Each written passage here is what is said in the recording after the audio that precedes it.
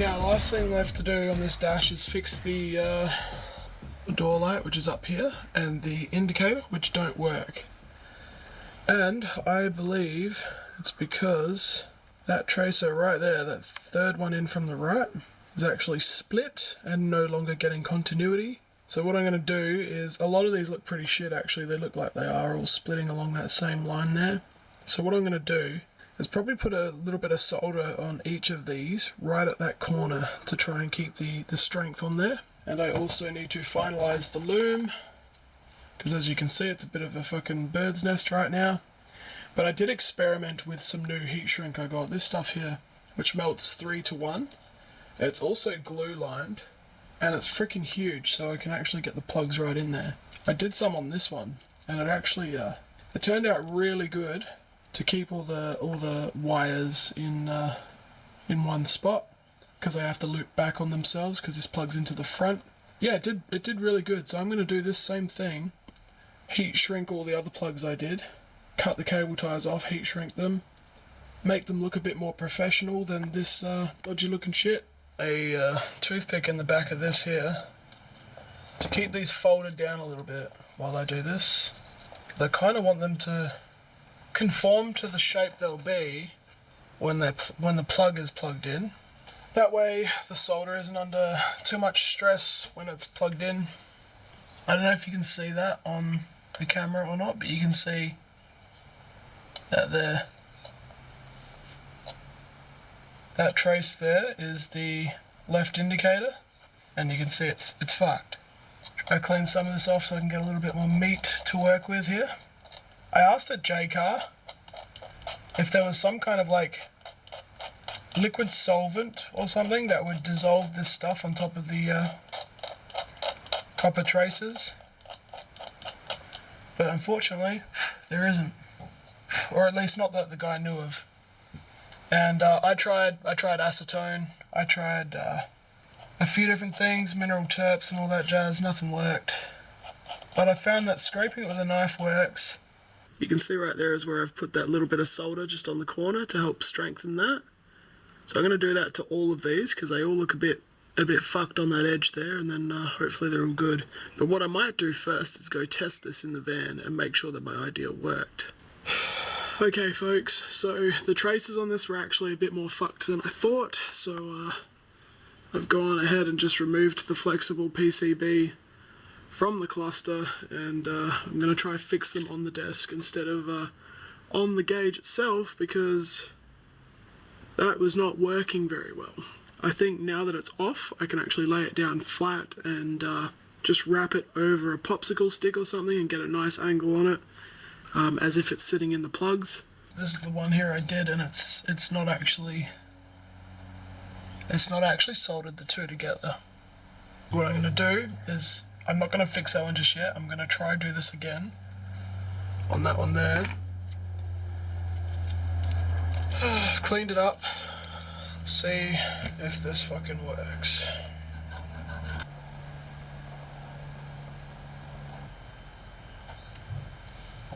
Yeah, it's already lifted off.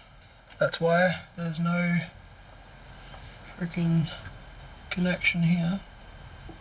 No, it's still not connected.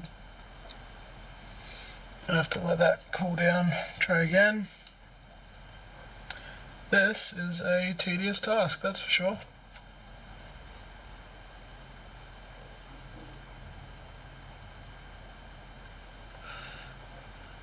I think I got it. I got it pretty fucking hot. But I think I got it. Hang on. Yep. That connection's fixed. Alright, I think I can do this. It's not ideal doing it like this, but I think it's the only way that I can do this myself. Yeah, the main one I have to fix continuity to is this one because it's left indicator.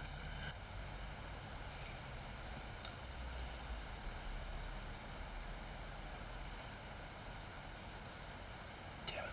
Oh, wait, I may have got it. Hang on. May have got it. Let it cool down. I'm going to suck up some of that solder. Just like an FYI and a bit of disclaimer here, I am no fucking professional when it comes to doing electronic shit. This is a pretty big thing I've undertaken. This entire DigiDash swap has just been a much bigger task than I anticipated.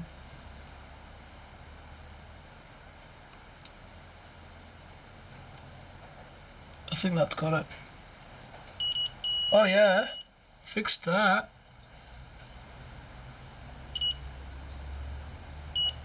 Hell yeah. See, some of these look pretty shabby. I don't know if I should fix them or just leave them. This is probably a case of don't fix what isn't broken sort of thing. I'm getting continuity on the two that I had issues with, so... I am actually getting continuity on all of these now, from the end of the traces to just before the green bit there. I'm getting continuity now, so the corners are no longer an issue. The ones I fixed are getting continuity, which is great. There's only one that's not getting continuity, and it's this one here. But that's not an issue because that's the rear light warning, the tail light warning. I don't actually have it wired in. It's meant to be that pin there. I don't actually have it wired in, so I'm not going to worry about fixing that one.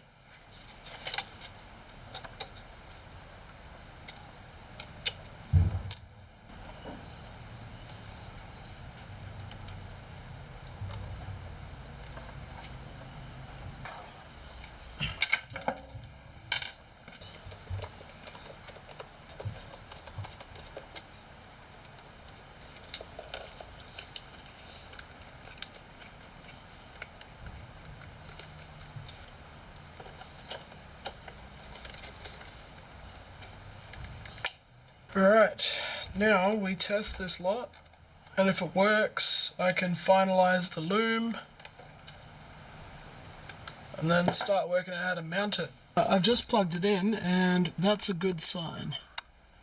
The door light working is a good sign. That makes me feel like I have done something correct. So, let's just turn it on. Yep, we got our brake light. I changed a few globes too because they were blown, so if I put the handbrake down, yep, that goes away. I know these two work from testing it yesterday. Our headlight warning for when our lights are on and ignition is off. High beam. We know the fuel light works. Check engine light, I'm not sure just yet. The real big one is, does the left indicator work? Hey! I did it! I did it! Everything fucking works. Everything fucking works. This entire dash fucking works now.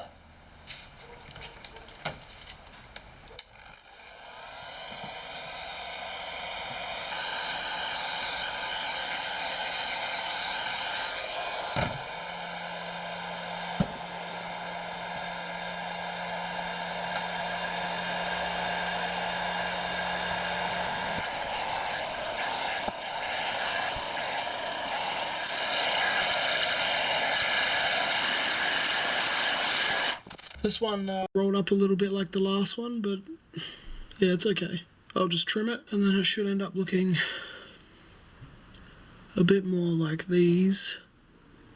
And the glue helps protect the exposed solder joints I had here. Looks a bit average, but like a little bit more professional than just a cable tie holding all the wires and the circuit in place. So yeah, I'll just trim this one up and it will look the same as these. So the loom is finished. It's just some sheathing and some electrical tape, and the heat shrink on the plugs, which is done pretty good, except for this one's a bit fucking munted. It should be right. So that's the brown plug. No, it's not the brown plug, that's the brown plug. I know what I'm doing, I swear. They are so satisfying to plug in. They just like click really nicely. Yeah. Except this one's a bit of a bitch. Yeah, this one's the one that's a little bit tough. It's just a bit tight. But it still works. Right. Get you up here. Plug it in. Should we go through the lights for all the... Although, we kind of already know, because we just tested it. But Cherie's like, maybe you should film it being plugged in for, like, hashtag content. The AE86 weebs might want to look away.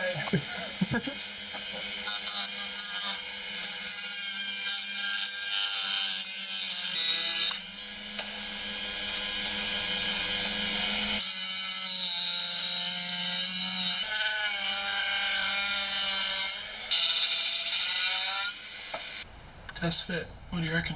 Yeah, let's give that a try. See how it goes. That's heaps of room now. That's so much space. Let me bring the camera in there. I reckon that'll make a lot more room. I'll neaten it up after, but let's just test. Let's go test it. It's nice that Toyota have these little sections for you to cut, specifically to make it fit a YR22. Certainly an AE86 plus this. Yeah.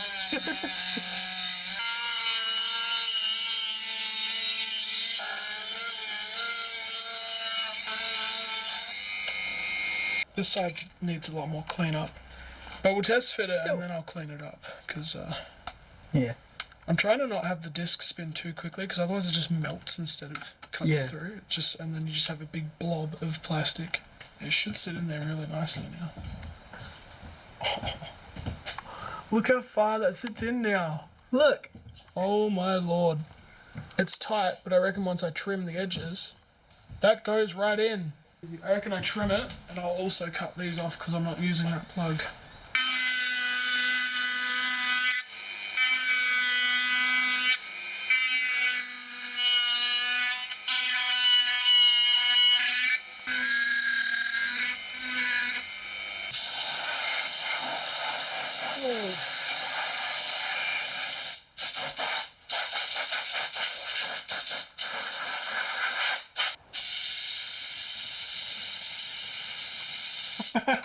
Is it gone? Yeah. Is it in my hair? Yeah, let me get it. No, don't think. Oh my god. Gone? Yes.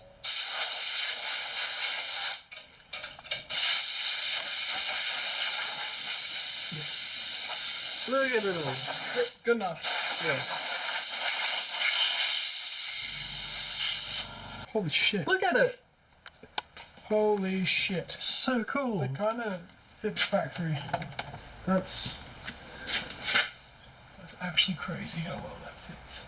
Alright, I think what we'll do is we'll rebuild it, get it back together. At least enough that we can fuck around with the brackets. What do you reckon? Yeah, I think that sounds good.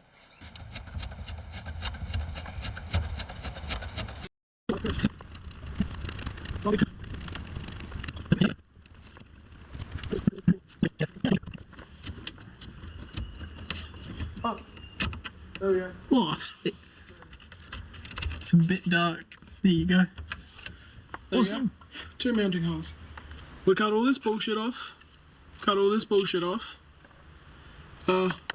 I think that's it for cutting things off. We trimmed the bottom of these brackets. Here and here. We cut slits in here and here to slide these brackets in, which are just made from old tape deck and radio brackets. And then the top ones, these are also old tape deck radio brackets. Just cut them to fit into these slots. So there you go, 4 mounts. We were going to do a 5th one off of here, but it was interfering too much with the bracket that comes out of here, and it was way too much fucking around to try and fix it. And it's already a snug fit in here anyway, so it's probably unnecessary. But might as well show you how it sits. So it'll sit like that. It looks so And good. it's nice and snug. It's very snug. Quite happy with how that's turned out, actually. Alright folks, it's nearly finished. This is the home stretch now. The only thing I had to do was clearance along here, and that was for the bottom plug of the AE86 to fit. So I'm going to plug the speedo cable in.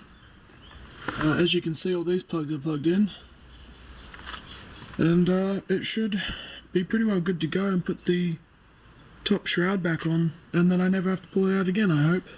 Here's a better idea of exactly what I had to clearance. So just in there, that plug was hitting on the back of that trim. So I just ground that back with the Dremel a bit. Had to clearance the sides just a little bit.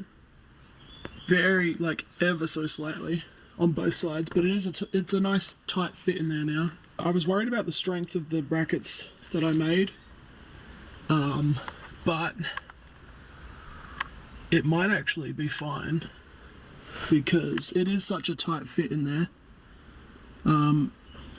I also had to clearance these brackets in the back there just so they don't hit the back of the cluster. This now plugs into the factory loom and it fits into the factory dash. I haven't done any major modifications to the dash that makes this irreversible. I could, if I really want, put the original cluster straight back in. It'll screw straight back into the factory mounts. It'll plug straight into the factory loom. I've not altered the Tarago itself in any major way to make this irreversible. This is all plug and play now. It's a culmination of a few weeks of work doing this, making the diagram, making the loom, troubleshooting the loom and fixing the freaking PCB on the back of this thing, pulling it apart, making sure all the caps are fine, modifying the MA61 fuel sender in the fuel tank. Culmination of all this stuff to make this look factory as an end result.